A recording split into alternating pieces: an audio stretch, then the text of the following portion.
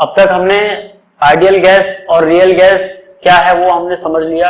फिर जो specific internal energy होती है और स्पेसिफिक एंथैल्पी, मतलब अगर मेरे पास आइडियल गैस है और दूसरा रियल गैस है तो इन दोनों केसेस में ये पैरामीटर किस चीज के ऊपर डिपेंड होगा वो हमने समझ लिया। ठीक है, तो अब हम लोग समझते हैं कि अगर मान लो मेरे को कोई सिस्टम दिया है और उस सिस्टम में जो गैस है वो आइडियल गैस के जैसे बिहेव कर रही है, तो उस सिस्टम को समझने के लिए, उसका एनालिसिस करने के लिए मैं क्या कर सकता हूं? तो उस चीज को समझने के लिए हम लोग यूज कर सकते हैं आइडियल गैस इक्वेशन। इसका दूसरा नाम ये भी है कि परफेक्ट गैस इक्वेशन। तो आइडियल गैस का इक्वेशन क्या है पहले वो जान लेते हैं। तो इसका जो फॉर्मूला है वो है PV is equal to nRT। अब वन बाय वन हर एक पैरामीटर को डिस्कस करते हैं, कौन सा पैरामीटर क्या रिप्रेजेंट करता है। सबसे पहला P, तो P क्या है? P is the absolute pressure of gas, जिसका यूनिट है न्यूटन पर मीटर स्क्वायर। दूसरी चीज कैपिटल V, कैपिटल V क्या है? Volume occupied by the gas, इसका यूनिट क्या है? इसका यूनिट है मीटर क्यूब। इसके बाद N क्या चीज है? N is the number of mole of the gas, तो इसका यूनिट क्या है? इसका यूनिट है मोल। फिर उसके बाद R, R इज व्हाट?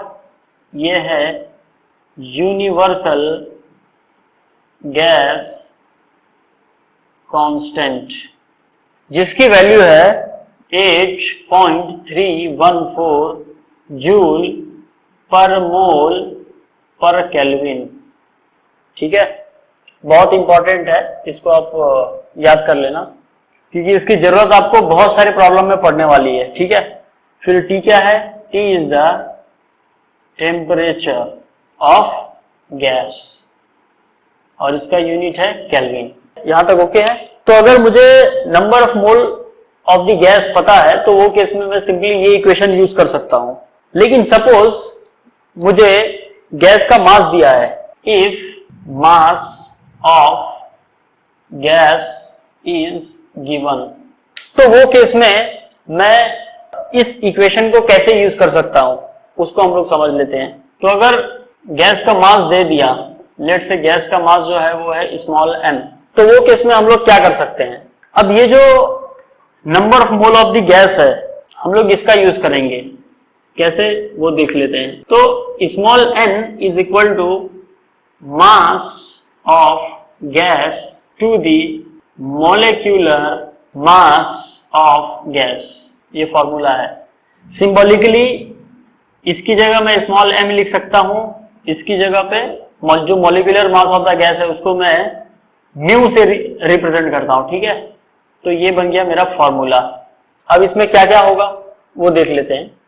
अगर मान लो ये दिया हुआ है ग्राम में, ठीक है,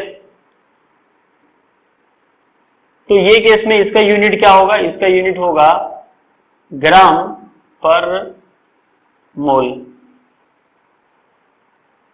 ओके, तो इसका यूनिट क्या निकल के आ गया? इसका यूनिट आ गया simply mole. In case problem में आपको मास दिया है केजी में, अब क्या क्या चेंजेस होंगे इसमें वो हम लोग जानते हैं। अगर मान लो आपको मास दिया है केजी में, ये दिया है आपको केजी में, तो इसका यूनिट क्या होगा? इसका यूनिट होगा केजी पर किलो मोल। तो अब क्या होगा? अब इसका जो यूनिट आ गया वो आ गया किलो मोल में, तो उसके हिसाब से ये जो वैल्यू है, ठीक है, ये चीज, ये तो यूनिवर्सल कांस्टेंट है, तो इसमें क्या मॉडिफिकेशन होगा?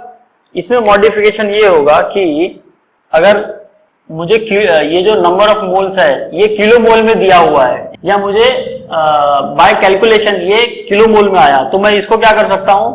मैं इसको सिंपली 8.314 एज इट इज है। अब ठीक है, नीचे और ऊपर मैं किलो से मल्टीप्लाई कर देता हूं, ठीक है, तो ऊपर हो जाएगा किलो जूल और नीचे हो जाएगा किलो मोल और ये केल्विन तो एज इट इज रहेगा। तो इस तरह से आप बेस्ड ऑन डेटा आप वैल्यूज को मॉडिफाई कर सकते हैं। तो ये था आइडियल गैस इक्वेशन, और इसमें हमने ये भी समझ लिया कि अगर मुझे गैस का नंबर ऑफ मोल्स दिया हुआ है या उसका मास दिया हुआ है तो वो केस में मैं कैसे इस इक्वेशन को यूज कर सकता हूं। अब हम लोग क्या करते हैं, अब ये जान लेते हैं कि ये जो मॉलिक्यूलर मास है ये डिफरेंट गैसेस के लिए इसकी क्या क्या वैल्यू है। वैसे तो हम लोग जो भी सिस्टम स्टडी करेंगे उसमें मोस्टली बहुत कॉमन जो गैस होगी वो होगी एयर। तो इसके अलावा ये भी हो सकता है कि हमें सिस्टम के अंदर अलग अलग गैसेस दी हो, तो बेस्ड ऑन दोज गैस उसका जो भी मॉलिक्यूलर मास है वो यूज करके हमें प्रॉब्लम सॉल्व करना होगा, ठीक है। तो कुछ इंपॉर्टेंट गैस के बारे में हम लोग जान लेते हैं जो कि मोस्ट कॉमन है। इसमें सबसे पहले तो मैं बात करूंगा ऑक्सीजन की, ठीक है। तो ऑक्सीजन के लिए जो मॉलिक्यूलर मास होगा वो होगा 32 kg पर किलो मोल। फिर उसके बाद नाइट्रोजन, अगर मैं नाइट्रोजन की बात करूं तो इसका मॉलिक्यूलर मास हो जाएगा 28 किलो जूल पर किलो मोल। फिर कार्बन डाइऑक्साइड, इसका मॉलिक्यूलर मास होगा, इसका हो जाएगा 32 और इसका 12 यानी करीब 44 किलो जूल पर किलो मोल। तो ये काफी इंपॉर्टेंट है, क्यों? क्योंकि जब हम लोग प्रॉब्लम सॉल्व करेंगे तो वो टाइम पे हमें डिफरेंट गैसेस का जो मॉलिक्यूलर मास है वो पता होना चाहिए। अब इसमें सबसे इंपॉर्टेंट चीज क्या है, अगर मैं बात करूं मुझे ये जो मॉलिक्यूलर मास है अगर इसके यूनिट्स मुझे ग्राम में रखने हैं तो इसमें क्या चेंजेस आने वाले हैं वो देखते हैं। तो अगर मैं इस यूनिट को ग्राम में चेंज करता हूं, ये केजी को ग्राम में चेंज करता हूं, तो क्या होगा उससे, अगर इसको मैं ग्राम में चेंज करूं तो ये 32 है ऊपर, ठीक है। फिर उसके बाद ये केजी को अगर मैं ग्राम में कन्वर्ट करूं तो ये हो गया 10⁻³ gram divided by kilo mole. अब किलो यानी 10⁻³ और ये हो गया मोल, तो 10⁻³ कैंसल हो गया, क्या बचा 32 ग्राम पर मोल। तो ये जो वैल्यू है, ठीक है, ये वैल्यू ये चेंज नहीं होने वाली है, आइदर केजी में रखो आप या ग्राम में रखो, ये वैल्यू चेंज नहीं होने वाली है। तो इस तरह से हम लोग डिफरेंट काइंड्स ऑफ प्रॉब्लम जो भी रहेंगे वो हम लोग सॉल्व कर सकते हैं। अब तक मैंने आपको यूनिवर्सल गैस कांस्टेंट बताया, ठीक है। अब मैं इसमें क्या करूंगा, गैस कांस्टेंट क्या चीज है वो बताता हूं आपको। तो इसमें कुछ नई चीज नहीं है, सिंपली अपना जो आइडियल गैस इक्वेशन है PV = nRT। R की क्या वैल्यू है 8.314 जूल पर मोल पर केल्विन, वेरी इंपॉर्टेंट, ठीक है। अब ये जो n है, n क्या है, नंबर ऑफ मोल्स, इसका फॉर्मूला क्या है, mass of the gas to the molecular mass of the gas. अब मैं क्या कर रहा हूं, ध्यान से देखना इस चीज को, this is P, V = n की जगह मैं मास अपॉन मॉलिक्यूलर मास लिख रहा हूं इनटू R इनटू T। अब मैं क्या करता हूं, ये जो मॉलिक्यूलर मास है इसको मैं इसके नीचे भेज देता हूं, R के नीचे, ठीक है, और इसको मैं लिख देता हूं M R और इसके ऊपर एक लाइन जस्ट रिप्रेजेंटेशन के लिए इनटू T। तो ये केस में ये जो टर्म है नया वाला, R के ऊपर जो लाइन है ये वाला टर्म, ये कहलाता है गैस कांस्टेंट। क्या कहलाता है, गैस कांस्टेंट। और ये केस में इसका यूनिट क्या हो जाएगा, इसका यूनिट हो जाएगा जूल पर केजी पर केल्विन। तो अब यूनिवर्सल गैस कांस्टेंट क्या था, वो यूनिवर्सल का कांस्टेंट है, मतलब वो चेंज नहीं होने वाला है, ठीक है। लेकिन ये जो गैस कांस्टेंट है इसकी वैल्यू चेंज होगी based on the type of gas, कौन कौन सी गैस है, नाइट्रोजन के अलग, ऑक्सीजन के लिए अलग, एयर के लिए अलग, तो it depends on gas to gas.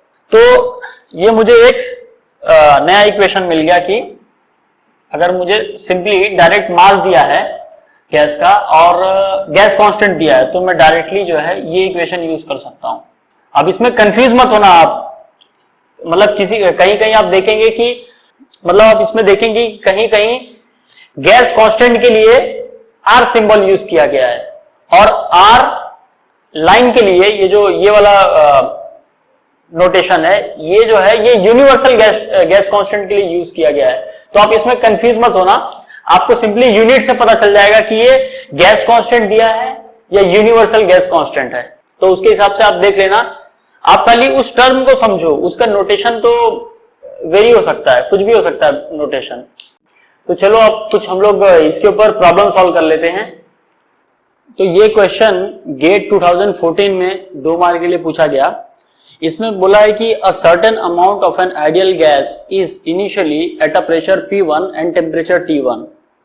First it undergoes a constant pressure process 1 to 2 such that T2 is equal to 3/4 times of T1.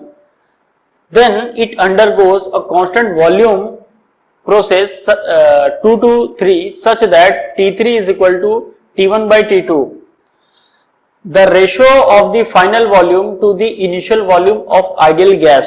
ठीक है, तो इसमें पूछा क्या है, इसमें पूछा है फाइनल वॉल्यूम मतलब V3 divided by initial volume यानी V1, इसका रेशो पूछा है। ठीक है, अब इसमें पहला जो प्रोसेस हो रहा है 1 to 2, कौन सा प्रोसेस 1 to 2। अब ये जो 1 to 2 प्रोसेस है ये कांस्टेंट प्रेशर वाला प्रोसेस है, यानी इसमें जो प्रेशर है दैट विल बी कांस्टेंट। अब इसमें क्या है, जो प्रेशर है वो कांस्टेंट है, इसका मतलब मैं ये लिख सकता हूं कि P1 is equal to P2। फिर उसके बाद जो दूसरी प्रोसेस हुई है, कौन सी प्रोसेस, प्रोसेस 2 to 3। अब ये जो प्रोसेस हुई है ये कांस्टेंट वॉल्यूम वाली प्रोसेस है।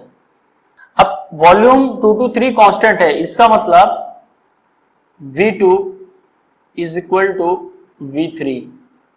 तो ये चीज तो ये मतलब डेटा अपने को दिया हुआ है और पूछा है ये। अब हम लोग इसमें क्या कर सकते हैं, सबसे पहली चीज जो आइडियल गैस का इक्वेशन है वो क्या है, PV is equal to nRT। अब मैं क्या कर सकता हूं, अब इसमें देखना, यहां पे ये मुझे क्या करना है, इसमें वॉल्यूम एक साइड में है। ठीक है, तो मैं क्या करूंगा, इसको थोड़ा सा रीअरेंज करूंगा, तो ये रीअरेंज हो गया, ये हो जाएगा। और इसमें नंबर ऑफ मोल्स और ये जो यूनिवर्सल गैस कांस्टेंट है ये दोनों वैल्यू चेंज नहीं होने वाली है फॉर दिस सिस्टम, मतलब ये कांस्टेंट रहने वाला है। चेंज क्या क्या होगा, वॉल्यूम, प्रेशर और टेम्परेचर। तो अब मैं क्या करता हूं, ये जो मेरा V3 है डिवाइडेड बाय V1, अब V3 को मैं क्या लिखने वाला हूं, nRT3 divided by P3। Okay, फिर उसके बाद जो V1 है उसको मैं क्या लिखूंगा, nRT1 डिवाइडेड बाय P1। ठीक है, nR और nR कैंसल हो गया। अब यहाँ पे क्या बचा, यहाँ पे सबसे पहली चीज बची T3 डिवाइडेड बाय T1 और दूसरी चीज जो बची है वो है P1 डिवाइडेड बाय P3। अब इसमें क्या क्या डेटा दिया हुआ है, सबसे पहली चीज तो ये जो T3 और T1 का जो रिलेशन दिया है उसको हम लोग यूज करेंगे। क्या दिया है, T3 is equal to T1 bye T2। इसका मतलब यहां से मुझे क्या मिला, यहां से मुझे मिला कि T3 divided by T1 is half. ठीक है, तो मैं यहाँ पे इसको पुट कर दूंगा, ये हो गया हाफ इनटू यहाँ पे ये है P1 और यहाँ पे ये है P3। अब हम लोग क्या कर सकते हैं, क्या हो रहा है कि ये जो प्रोसेस है, ठीक है, कौन सी प्रोसेस, ये वाली प्रोसेस 2 to 3, इसमें वॉल्यूम कांस्टेंट है। ठीक है, तो वॉल्यूम अगर कांस्टेंट है तो अगर मैं इसके लिए आइडियल गैस इक्वेशन लिखूं तो ये क्या हो जाएगा, ये V2 इज इक्वल टू हो जाएगा nRT2 डिवाइडेड बाय P2 और V3 क्या हो जाएगा nRT3 divided by P3। nR cancel हो गया। यहां से मुझे क्या मिला, यहां से मुझे मिला कि T2 by T3 is equal to P2 by P3। ये चीज मुझे मिली, P2 by P3 is equal to T2 by T3। अब इसमें इंपॉर्टेंट चीज क्या है कि जो प्रोसेस 1 to 2 है ये कांस्टेंट प्रेशर वाला प्रोसेस है, ठीक है, यानी P1 is equal to P2 है। तो मैं क्या कर सकता हूं, ये जो P1 है इसकी जगह मैं क्या लिख सकता हूं P2। तो ये क्या हो जाएगा हाफ इंटू P1 की जगह मैंने लिखा P2 और ये डिवाइडेड बाय P3। अब फिर से ये जो P2 बाय P3 है उसकी जगह मैं लिख सकता हूं T2 बाय T3।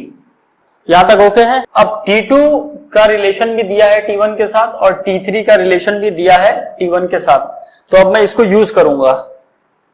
तो फाइनल क्या हो जाएगा, ये V3 divided by V1 is equal to ये हाफ एज इट इज रहेगा इनटू, अब T2 की जगह मैं ये लिख सकता हूं क्या 3T1 बाय 4 इनटू, और ये जो T3 है T3 की जगह मैं क्या लिख सकता हूं T1 बाय 2। T3 की जगह मैंने लिखा T1 बाय 2, बाय 2 नीचे आएगा तो ये ऊपर जाके 2 हो जाएगा। अब T1 T1 कैंसिल हो गया, 2 कैंसिल हो गया, क्या बच के आया 3 by 4। 3 by 4 is equivalent to 0.75। तो ये है इसका आंसर, कितना 0.75। तो option B is the correct answer. अब नेक्स्ट क्वेश्चन देखते हैं। तो इस क्वेश्चन में हम लोग देखते हैं क्या पूछा है। अभी ये जो क्वेश्चन है ये गेट 2015 में 2 मार्क के लिए पूछा गया, ठीक है, और ये आइडियल गैस इक्वेशन पे बेस्ड क्वेश्चन है। तो इसमें बोला है कि temperature of nitrogen in a vessel of a volume 2 meter cube is 288 Kelvin. A U-tube manometer connected by the vessel shows a reading of 70 centimeter of mercury. अंदर लिखा है level higher in the end open to atmosphere. The universal gas constant is 8314 joule per kilomole per Kelvin. Atmospheric pressure is 1.01325 bar. Acceleration due to gravity is 9.81 meter per second square and density of mercury is 13,600 kg per meter cube. The mass of nitrogen in kg in the vessel is. तो ये इस question में आपको सभी information दिया है और मास पूछा है। अब सबसे इंपॉर्टेंट चीज, सबसे पहले आपको क्या क्या डेटा दिया है वो आप देख लो। इसमें ये आपको सिचुएशन दी गई है कि ये एक वेसल है, ये एक वेसल है और इस वेसल के अंदर भरा हुआ है नाइट्रोजन गैस और एक U-tube मैनोमीटर इससे कनेक्टेड है, ठीक है, कुछ इस तरह से।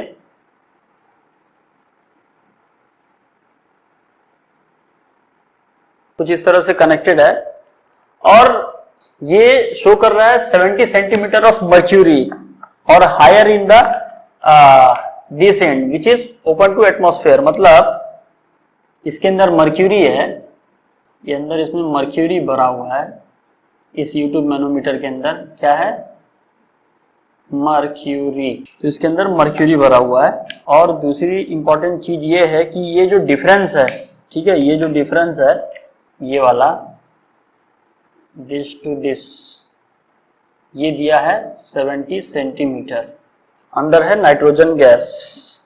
तो 1 by 1 जो भी डेटा दिया है वो हम लोग लिखते हैं। सबसे पहली चीज तो मेरा जो आइडियल गैस इक्वेशन है वो क्या है, वो है PV is equal to nRT।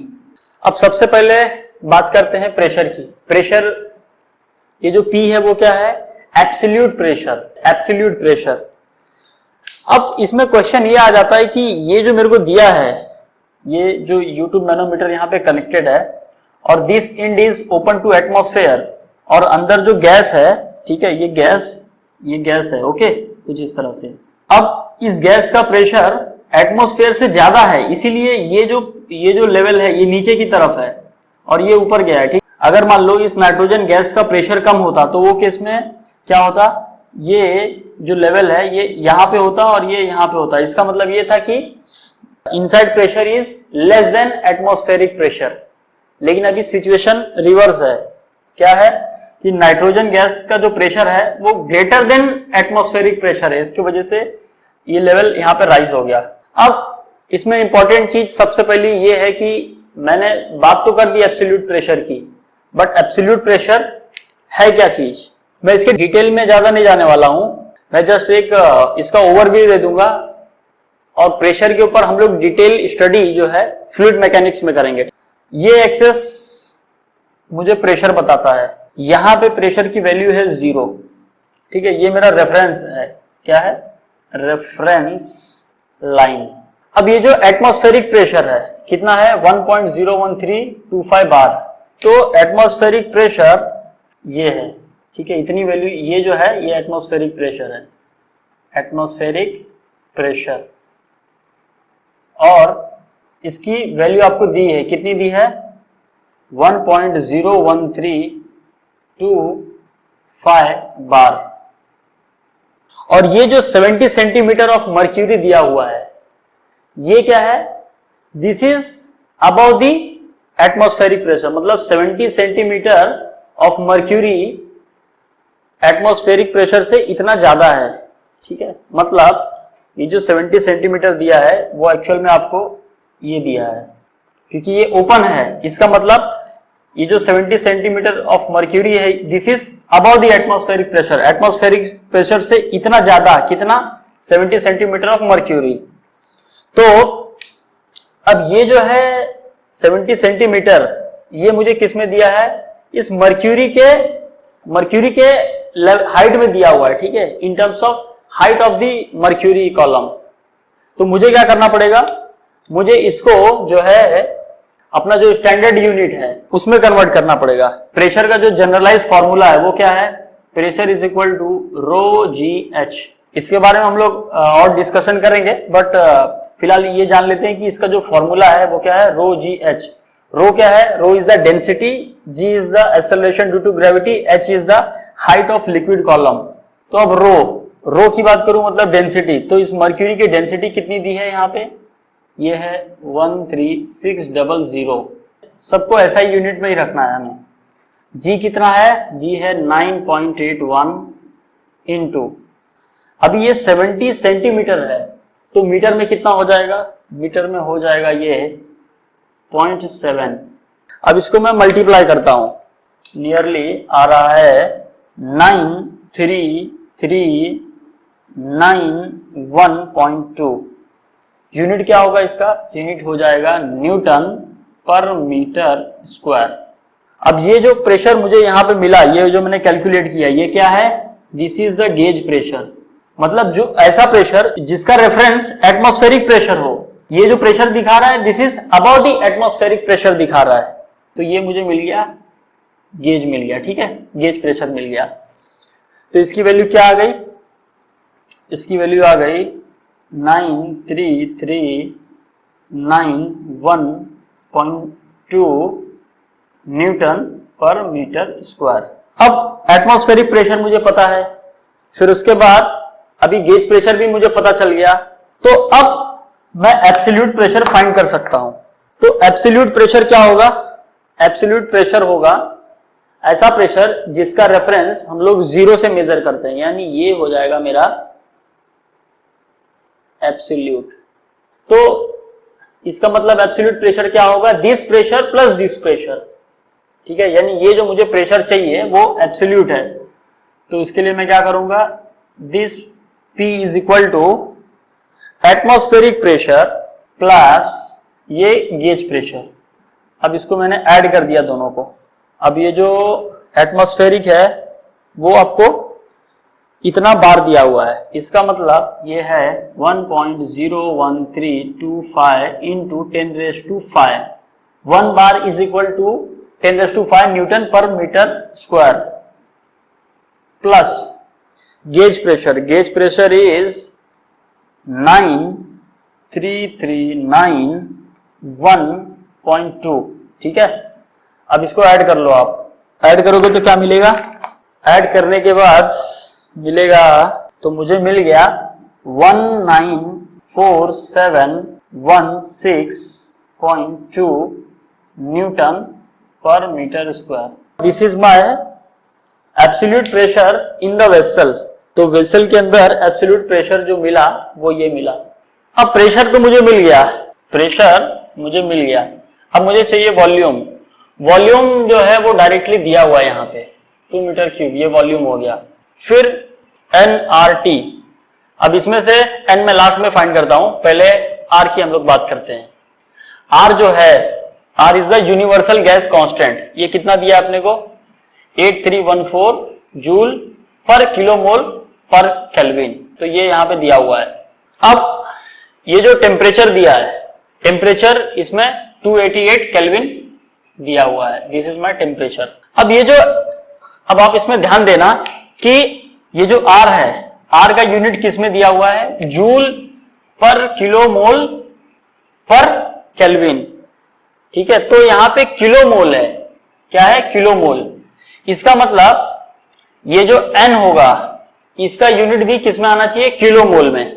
तो ये जो N है, N का क्या फॉर्मूला है, mass of the gas to the molecular mass of the gas. अब मॉलिक्यूलर मास की अगर मैं बात करूं नाइट्रोजन गैस की, तो वो कितना है, 28 kg पर किलोमोल। तो इसको मैं क्या करता हूं, N को आई कैन राइट मास ही तो मुझे निकालना है, तो ये अननोन हो गया। मॉलिक्यूलर जो मास हो जाएगा वो हो गया 28 ये kg पर किलोमोल। अब हम लोग क्या करेंगे, ये सारी वैल्यू को इस इक्वेशन में पुट कर देंगे। तो अगर मैं इसे थोड़ा सा रीअरेंज कर लेता हूं, ये PV, यहाँ पे M और ये म्यू RT, मुझे क्या चाहिए, M चाहिए, तो मैं बाकी डेटा को वो साइड भेज दूंगा। तो ये हो जाएगा M is equal to PV into molecular mass mu divided by RT। अब P की वैल्यू पुट कर दो इसमें, 194716.2 इंटू वॉल्यूम है 2 मीटर क्यूब, पुट कर दो। उसके बाद म्यू यानी मॉलिक्यूलर मास, नाइट्रोजन का कितना होता है, 28। इसके बाद R कितना है, 8314 इंटू टेम्परेचर इज 288 केल्विन। अब M की वैल्यू फाइंड करो यहाँ पे। तो इसकी फाइनल जो वैल्यू आई वो आई 4.55 kg। तो mass of the nitrogen in this vessel is equal to 4.55 kg। तो इस तरह से ये प्रॉब्लम सॉल्व हो गया। इसमें मेन सबसे इंपॉर्टेंट चीज है कि ये जो ये पैरामीटर को समझना। अगर आपको हर एक पैरामीटर अच्छे से समझ में आया है और उसकी यूनिट अच्छे से समझ में आई है कि कौन सा कहाँ पे किलोमोल लेना है, कहाँ पे किलो जूल लेना है, ये सब चीजें अगर आपको अच्छे से समझ में आई तो आप इस प्रॉब्लम को इजीली सॉल्व कर सकते हो। ठीक है, आप सोचो एक सिंपल इक्वेशन पे बेस्ड प्रॉब्लम है, ठीक है, और 2 मार्क का पूछा हुआ है। इसमें मेन इंपॉर्टेंट चीज यही थी कि ये जो प्रेशर है वो एब्सोल्यूट प्रेशर लेना है। इसमें कितने लोग ऐसे भी हैं जिन्हें ये नहीं पता कि ये जो प्रेशर P होता है ये एब्सोल्यूट प्रेशर होता है या गेज प्रेशर होता है। ठीक है, तो ये आप इस चीज पे बहुत ध्यान देना। जब आप प्रॉब्लम सॉल्व करेंगे तो एकदम केयरफुल रहना कि ये जो प्रेशर है this is the absolute pressure. ठीक है, एब्सोल्यूट प्रेशर।